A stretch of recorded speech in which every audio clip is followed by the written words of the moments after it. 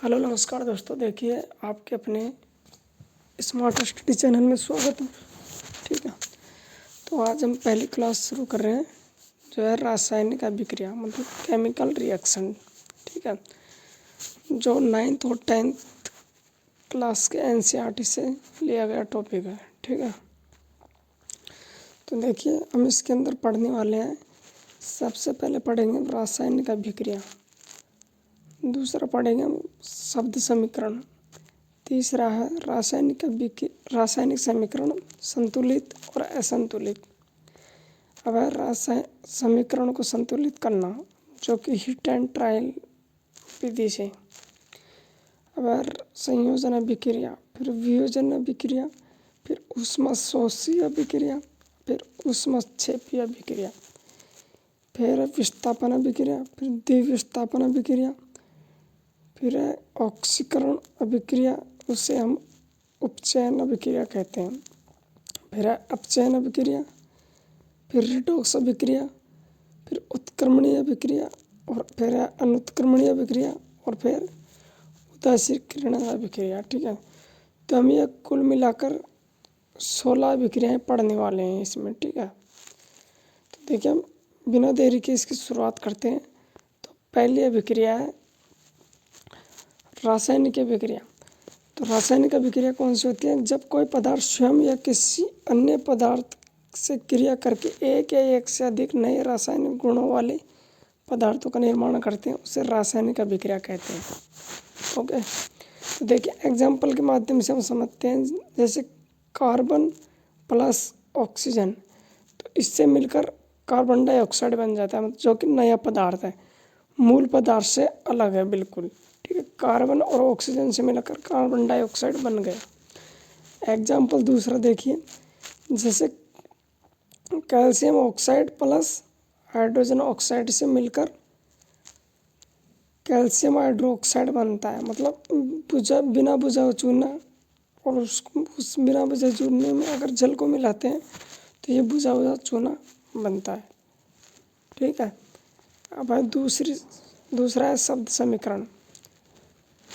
शब्द समीकरण, जब किसी रासायनिक अभिक्रिया को शब्दों के रूप में लिखा जाता है तो उसे शब्द समीकरण कहते हैं। जैसे कि मैग्नीशियम प्लस ऑक्सीजन, तो मैग्नीशियम ऑक्साइड। तो देखिए तीर से पहले वाला हिस्सा होता है वो अभिकारक या क्रियाकारक होता है, और तीर से बाद वाला होता है वो आता है उत्पाद। ठीक है, नेक्स्ट देखिए रासायनिक समीकरण। तो देखिए शब्द समीकरण को तत्वों या यौगिकों के रूप में प्रदर्शित करना या लिखना रासायनिक समीकरण कहलाता है। जैसे कि मैग्नीशियम Mg, ऑक्सीजन O2 को बदलने पर कौन सा मैग्नीशियम ऑक्साइड का निर्माण होता है, तो इसे हम रासायनिक समीकरण कहते हैं। जैसा कि एग्जाम्पल दूसरा देखिए, जो कि असंतुलित था। ठीक है, अब देखिए दूसरा एग्जाम्पल, यदि किसी रासायनिक अभिक्रिया में अभिकारक व उत्पाद के परमाणुओं की संख्या बराबर नहीं है तो वह असंतुलित समीकरण कहलाता है। जैसे इधर देखिए तीर से पहले का, इधर मैग्नीशियम 1 है और ऑक्सीजन 2 है, जबकि इधर मैग्नीशियम 1 है और ऑक्सीजन भी 1 है। इधर ऑक्सीजन 2 है और इधर है जो 1 है। इसका मतलब ये क्या है? यह असंतुलित समीकरण है। ओके, अब संतुलित समीकरण, जब किसी रासायनिक अभिक्रिया में दोनों तरफ परमाणुओं की संख्या बराबर हो वह समीकरण संतुलित समीकरण कहलाता है। तो किसी असंतुलित समीकरण को संतुलित करने के लिए हम हीट एंड ट्रायल विधि का प्रयोग करते हैं, जो कि 10th क्लास का चैप्टर नंबर 1 में साफ साफ लिखा हुआ है। अब देखिए एग्जाम्पल देखिए, जैसे ये रेड कलर का है उसको देखो, सिर्फ ब्लैक को मत देखो। ठीक है, तो देखिए इधर मैग्नीशियम और इधर ऑक्सीजन और इधर मैग्नीशियम ऑक्साइड, तो इधर मैग्नीशियम के कितने हैं? 1। ओके, और इधर ऑक्सीजन कितने हैं? 2, जबकि इधर मैग्नीशियम के कितने? 1, और इधर कितना है? ऑक्सीजन का 1। ठीक है, यहाँ मैग्नीशियम, इधर मैग्नीशियम तो बराबर है, लेकिन ऑक्सीजन अलग है। ऑक्सीजन के लिए हम अपन यहाँ पे नहीं लगाएंगे, ओ के पास में नहीं लगाते कभी भी। कभी भी लगाएंगे तो हम यहाँ आगे की तरफ लगाएंगे, ठीक है। अभी इधर आगे लगाने से मैग्नीशियम का 2 हो गया, ठीक है। और इधर फिर इधर भी 2 करना पड़ेगा, तो 2 इधर 2 इधर। अब 2 इधर करने से मैग्नीशियम का 2 इधर हो गया, ठीक है। अब समीकरण संतुलित हो चुका है, ठीक है। जैसा मैंने एग्जाम्पल के आधार पर लिख रखा है वैसे। तो ऐसे संतुलित समीकरण किया जाता है, ठीक है। अब ये देखिए ऐसा ही एग्जाम्पल है, ये calcium oxide plus hydrogen oxide. इधर कैल्शियम का 1 है, ऑक्सीजन का 2 है और हाइड्रोजन का 2 है। और इधर कैल्शियम का 1 है, ऑक्सीजन का 2 है और हाइड्रोजन का 2 है। इसका मतलब ये समीकरण संतुलित समीकरण है। ये बुझा हुआ चूना है, ये बिना बुझा चूना है। तो ऐसा ही एग्जाम्पल नंबर 3 है, इसको भी आप अच्छी तरह समझ लीजिएगा, ठीक है।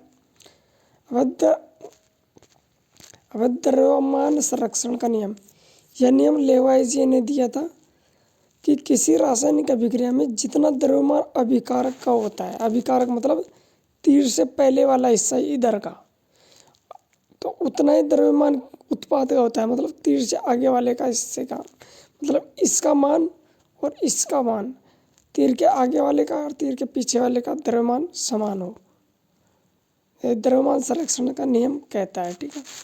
अब संयोजन अभिक्रिया, जिसे हम योगात्मक अभिक्रिया कहते हैं, मतलब 2 पदार्थ मिलकर एक पदार्थ का निर्माण करेंगे तो उसे योगात्मक या संयोजनात्मक अभिक्रिया कहते हैं।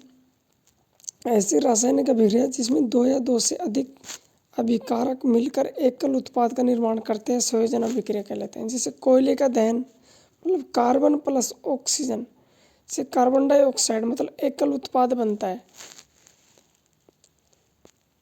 अब इसको संतुलित करके लिखना पड़ता है, ठीक है। जैसा कि मैंने ऊपर संतुलित करके बताया कि इधर मैग्नीशियम का 2, इधर ऑक्सीजन का 2, अब इधर मैग्नीशियम का भी 2 और ऑक्सीजन का भी 2। इसका मतलब ये संतुलित हो चुका है। लेकिन यहाँ पे क्या हो रहा है, इस अभिक्रिया में मैग्नीशियम का दहन हो रहा है। ऐसा ही देखिए यहाँ पे 2 एग्जाम्पल और दे रखे हैं मैंने, इसको भी आप अच्छी तरह देख लीजिएगा। अब वियोजन अभिक्रिया, जिसे अपघटन अभिक्रिया कहते हैं। ऐसी रासायनिक अभिक्रिया जिसमें एकल अभिकारक को ऊष्मा, प्रकाश या विद्युत की उपस्थिति में 2 या 2 से अधिक भागों में विभक्त हो जाती है, उन्हें वियोजन अभिक्रिया। तो ये देखिए आपको इसको ध्यान रखना होगा कि ये ऊष्मा, ये प्रकाश या विद्युत की उपस्थिति, इन तीनों एग्जाम्पल को अच्छी तरह से याद रखना, क्योंकि एग्जाम में सीधा सीधा आएगा कि वियोजन अभिक्रिया का कौन कौन से उदाहरण है या किस विधि द्वारा तोड़ा जा सकता है। जैसा देखिए यह 2 फेरस सल्फेट, ठीक है। और इधर यहाँ पे देखिए 2 फेरस और सल्फेट, तो यहाँ से देख फेरस ऑक्साइड ये अलग टूट गया, ये सोडियम सल्फर डाई अलग टूट गया और ये सल्फर ट्राई अलग टूट गया, मतलब ये विघटन हो, मतलब एक पदार्थ से 2 पदार्थ का निर्माण हो गया। जैसे कि एग्जाम्पल ए बी को ए प्लस बी में तोड़ना, या गर्म करके या ऊष्मा देकर या विद्युत देकर। जैसा कि कैल्शियम ऑक्साइड को कैल्शियम कार्बोनेट को ऊष्मा देने पर calcium oxide plus carbon dioxide में टूट जाता है, तो इसे ही हम ऊष्मा से अभिक्रिया कहते हैं। जैसा कि यहाँ देखिए ये एग्जाम्पल सीधा सीधा पूछा जाएगा, ठीक है, कि लेड नाइट्राइड में तोड़ने पर ये ऑक्सीजन गैस बाहर में निकलती है, ठीक है। तो इसका देखिए ऐसी रासायनिक अभिक्रिया जिसमें ऊष्मा ग्रहण अवशोषण की जाती है, ऊष्मा शोषी अभिक्रिया कहते हैं। जैसा कि ये उदाहरण है, तो इन उदाहरणों को देखिए एक बार। जैसे कि देखिए इसमें हाइड्रोजन ऑक्साइड को विद्युत ये जल का अपघटन करने पर 2 हाइड्रोजन के और 2 ऑक्सीजन के अणु में टूट जाता है। जैसे सिल्वर क्लोराइड को सिल्वर और क्लोरीन में तोड़ने का यह है सिल्वर ब्रोमाइड को सूर्य के प्रकाश की उपस्थिति में सिल्वर और ब्रोमीन में तोड़ना। इसका उपयोग सिल्वर ब्रोमाइड का उपयोग फोटोग्राफी में या ब्लैक एंड वाइट में करते हैं। अब है ऊष्मा शोषी अभिक्रिया। ऐसी रासायनिक अभिक्रिया जिसमें उत्पाद के साथ साथ ऊर्जा का भी निर्माण होता है, ऊष्मा क्षेपी अभिक्रिया कहलाती है। जैसे बिना बुझा हुआ चूना और जल को मिलाने पर बुझा हुआ चूना बनता है और ऊष्मा का निर्माण होता है। जैसे कि हम रंगाई पुताई के लिए जो कली लाते हैं बाजार से, उसमें अगर पानी वो बुझा हुआ चूना है, अगर उसमें पानी डालेंगे तो उसमें वो चूना में आग से उबलेगी और एक ऊष्मा बाहर निकलेगी। ऐसे ही श्वसन की अभिक्रिया में C6H12O6+6O में 6 कार्बन डाइऑक्साइड, 6 हाइड्रोजन के अणु और 686 कैलोरी ऊर्जा का निर्माण होगा। अब प्राकृतिक गैस के अध्ययन में मीथेन और 4 ऑक्सीजन के अणु, कार्बन डाइऑक्साइड और हाइड्रोजन और ऊष्मा बाहर निकलेगी। जैसा कि विस्थापन अभिक्रिया। ऐसी रासायनिक अभिक्रिया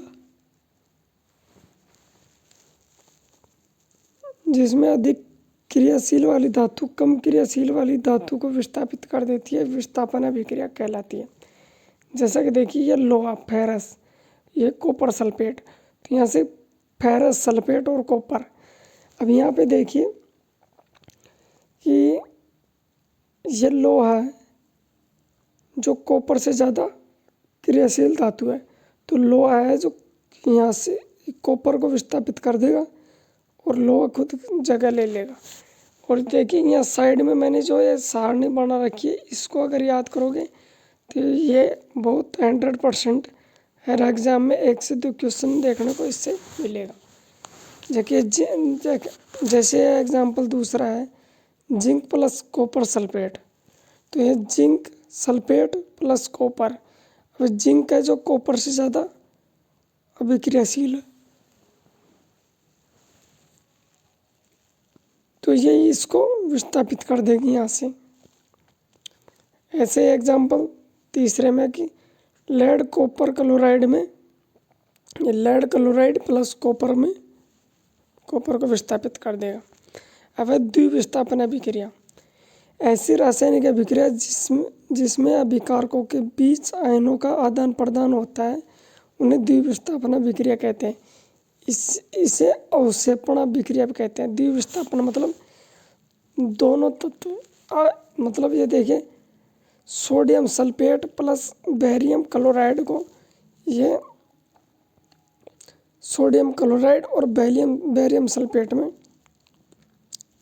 तोड़ देता, मतलब विस्थापित कर देता। द्विविस्थापन मतलब दोनों एक दूसरे की जगह ले लेता है। द्विविस्थापन में ये है जो कि जल में अघुलनशील है।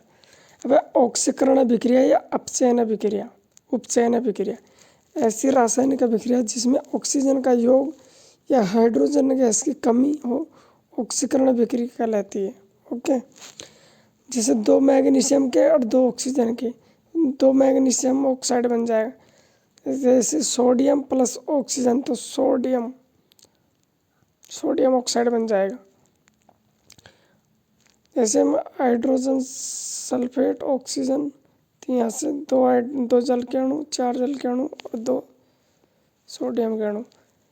अब यहाँ देखिए ये एथिलीन प्लस मीथेन, एथेनॉल, तो यहाँ से 2 हाइड्रोजन की कमी हो जाएगी। अब है अपचयन अभिक्रिया। ऐसी रासायनिक अभिक्रिया जिसमें ऑक्सीजन की कमी या हाइड्रोजन का योग होता हो, अपचयन अभिक्रिया कहलाती है। जैसे मैग्नीशियम ऑक्साइड और यह मैग्नीशियम ऑक्साइड मतलब ऑक्सीजन की कमी। ये देखिए एथेन, तो एथेन प्लस हाइड्रोजन, तो यह एथेन बन गया और H का योग हो गया इसके अंदर। ठीक है, अब है रिडॉक्स अभिक्रिया। रिडॉक्स अभिक्रिया या ऑक्सीकरण उपचयन अभिक्रिया ऐसी रासायनिक अभिक्रिया जिसमें ऑक्सीजन व अपचयन होता है, रिडॉक्स अभिक्रिया कहलाता है। ऑक्सीकरण व अपचयन होता है, जैसे जिंक प्लस कॉपर सल्फेट। तो जिंक सल्फेट और कॉपर, मतलब ये जिंक सल्फेट है जिसका ऑक्सीकरण हो रहा है, जबकि यहाँ कॉपर सल्फेट का अपचयन हो रहा है। इसमें देखिए एग्जाम्पल दूसरे में देखिए, जैसे जिंक ऑक्साइड प्लस कार्बन। तो यहाँ तो जिंक, यहाँ कार्बन मोनोऑक्साइड, मतलब ऑक्सीजन की कमी अपचयन, और ऑक्सीजन का योग ऑक्सीकरण हो रहा है। इन एग्जाम्पल को अच्छी तरह से देखना, क्योंकि यहाँ से क्वेश्चन 100% आ रहे हैं, आते भी यार। सीधी सीधी अभिक्रियाएँ पूछी जाती हैं। जिंक ऑक्साइड का जिंक में अपचयन हुआ है, और कैल्शियम का कार्बन का कार्बन डाइऑक्साइड में ऑक्सीकरण या उपचयन हुआ है। जिस पदार्थ का ऑक्सीकरण होता है वह अपचायक पदार्थ कहलाता है, जैसे सी मतलब कार्बन अपचायक पदार्थ है। जिस पदार्थ का अपचयन हुआ है उस पदार्थ को ऑक्सीकारक पदार्थ कहते हैं, जैसे जिंक ऑक्साइड मतलब ऑक्सीजन ऑक्सीकारक पदार्थ है ये जिंक ऑक्साइड। अब एग्जाम्पल दूसरे में देखिए, कॉपर ऑक्साइड प्लस हाइड्रोजन। तो यहाँ से कॉपर प्लस हाइड्रोजन मतलब जल, हाइड्रोजन मतलब जल में टूट जाएगा।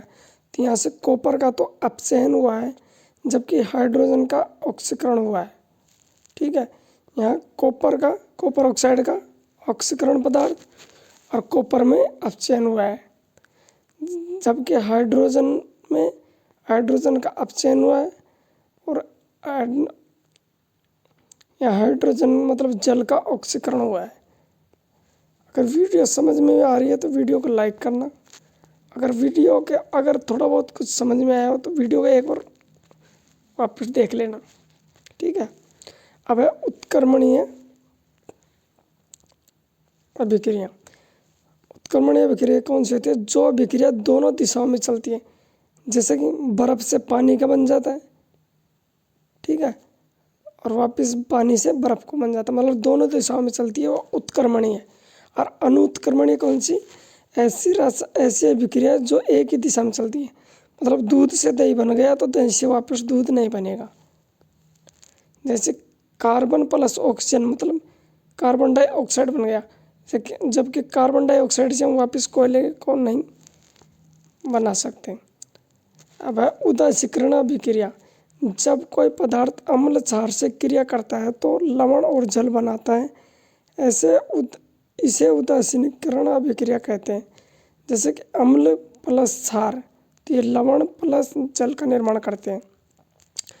जैसे हाइड्रोक्लोरिक अम्ल और सोडियम हाइड्रोक्साइड जो कि क्षार है, तो ये सोडियम क्लोराइड प्लस हाइड्रोजन मतलब जल का निर्माण होएगा। तो देखिए हमने रासायनिक अभिक्रिया पढ़ा दी है। ठीक है, अगर वीडियो अच्छी लगे तो वीडियो को लाइक करना, चैनल को सब्सक्राइब करना, अपने दोस्तों में शेयर करना। धन्यवाद।